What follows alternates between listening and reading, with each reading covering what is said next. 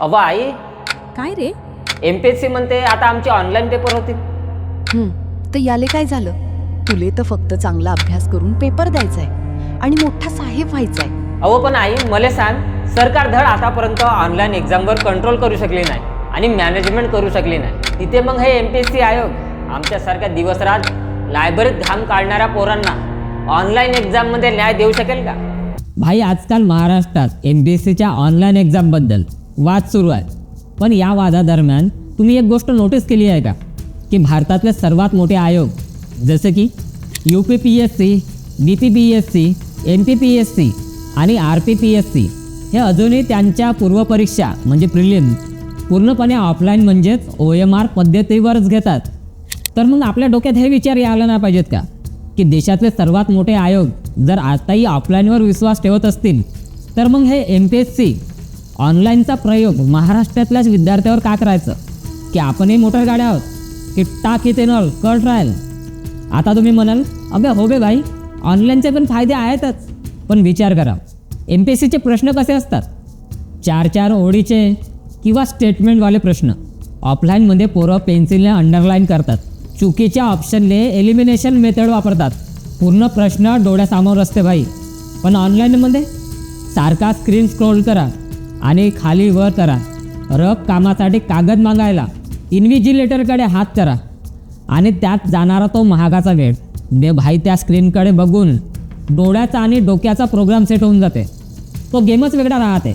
मग त्यात पोरांनी आपली 100% क्षमता वापरायची कशी?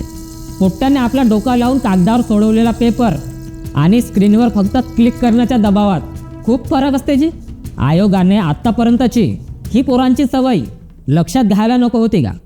पण घडीभर थांबाजी, एवढी झामल करण्यापेक्षा डायरेक्ट महत्त्वाचा प्रश्न. विषय फक्त हा डोकेदुखीचा नाही की प्रश्न असे येतात, प्रश्न तसे येतात, किंवा पोरांना हे सवय या किंवा ते सवय या. विषय या तो विश्वासाचा. आताही ऑनलाईन एक्झाम म्हणला की पोरांना बाववागा म्हणत धाब्यात आणतात. असं काहून? कारण आपल्याला सांगितलं जाते की NTA सारखी मोठी एजन्सी काम करते. अजी पण हो, पण जेव्हा सर्वात मोठी NTA NEET सारखी परीक्षा पारदर्शकपणे घेऊ शकत नाही, पेपर फोटी आणि टेक्निकल भानगडी येतात, तिथं आपल्या या खाजगी IT कंपन्यांवर कसा विश्वास ठेवायचा ते मला सांगा. मी काय म्हणतो, ह्या सर्व गोष्टी आपण पाहिल्या नाही का? जेव्हा तलाठी आणि सरळ सेवा भरतीत रिमोट ॲक्सेसचे ॲप वापरून बाहेर देशातून पेपर सोडवण्याचे घोटाळे समोर आले होते. आता उद्या जाऊन MPSCचे पेपर या खाजगी कंपनीच्या सर्व्हरवर बाहेरून कोणी सोडवला तर मग त्याची जिम्मेदारी घेणार कोण? असा तर पोरं नाही म्हणतले ओरडतील. आणि मग त्यावेळेस तर सरकार मग आपला रंग दाखवते, जसा आता दाखवत आहे. आणि या सगळ्या प्रोग्राममध्ये गेम कोणाचा वाचतो? आपल्यासारख्या कुटुंबातल्या पोराचा आणि त्याच्या आईवडिलाचा. ऑफलाईन एक्झाम असली की सेंटर हा जिल्ह्यामध्ये असतो, पण ऑनलाईनच्या नावाखाली विद्यार्थ्यांना 200-300 किलोमीटर दूर कोणत्या तरी भलत्याची इंजिनिअरिंग कॉलेजमध्ये फेकून दिलं जाते. आणि खास करून रात्रीचा प्रवास जी, तो तर आठवा. आपल्या मुली आणि महिला उमेदवारांची सुरक्षा कुणी बघायची? आपल्या आईवडिलांनी घामाचा पैसा लावून पोराला शिक्षणासाठी बाहेर पाठवलं. त्यामध्ये राहण्याचा खर्च, प्रवासाचा खर्च, खाण्याचा खर्च.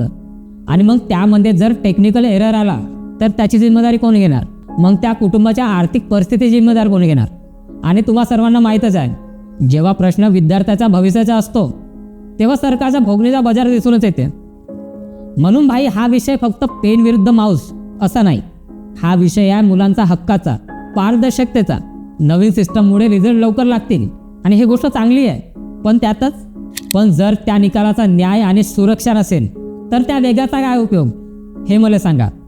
शासनाने निर्णय घेतला असेल जी, तरी पण प्रत्येक उमेदवाराने स्वतःचा हक्क ओळखला पाहिजे.